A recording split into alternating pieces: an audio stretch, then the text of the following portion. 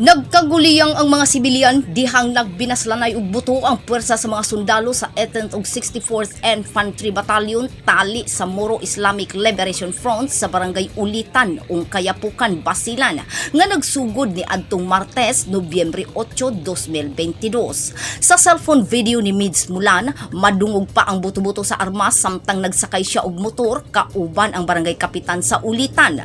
Nakig-istorya pa sila sa mga sibilyan nga adunay dalang mga bag aron mohiklin nga madungog gihapon ang buto sa lain-laing kalibre sa armas.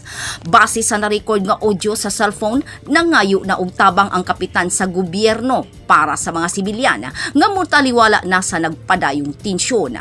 Nagpadayon ang binakbakay samtang nagkuha og video simulan sa mga sibilyan. Subay sa report sa mga sundalo, miulbo ang gyera ni adtong Martes dihang gi-sniper ang detachment sa barangay Ulitan ug naigo ang sundalo kung diin naggikan sa area sa MILF members og lawless group ang buto. 5 ka sundalo sa 18th Infantry Battalion ang nasamdan sa engkwentro ni adtong Martes.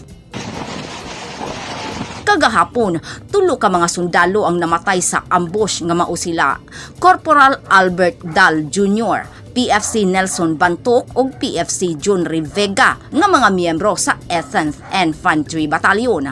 Samtang usa ka tenyente sa 64th IB ang nasamdan og laing 6 ka mga enlisted personnel sa 64th Infantry Battalion nga nakaangkon lamang og mga minor injury. Gipang ila ang mga nasamdan nga sila si First Lieutenant Aurelio Fergini Turizo, Sergeant Marlon Enturom, Corporal Valvestero Rojas, Corporal Ronaldo Gampuan, Corporal Alvin Zamoras, PFC Rexon Bukog ug si Private Alfie Jaba.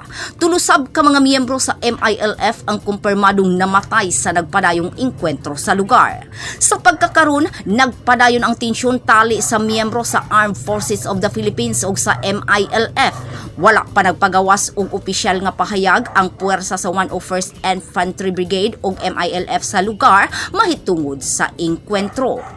Nagpabiling ang bakba sa mga lokal nga mga leaders ug walay bisan kinsa gikan sa hutong sa kapulisan sa lalawigan sa Basilan ug 101st Infantry Brigade ang mipagawas sa ilang opinyon kabahin sa isyu. Tungod sa kagubot, daghan na ang namakwit nga mga residente sa lugar kay nahadlok nga mapagan sa gyera. Ang tensyon nakaapekto sa katawhan gikan sa barangay Mibak ug Bato nga sakop gihapon sa Kayapukan. Ang pamilya nga apektado sagad midangup sa ilang mga kabanay tungod kay dili sila gusto nga maapil sa nanagbangi nga puwersa. Grace Alcunaba, Newsline Philippines, Basilan Province. Stay safe.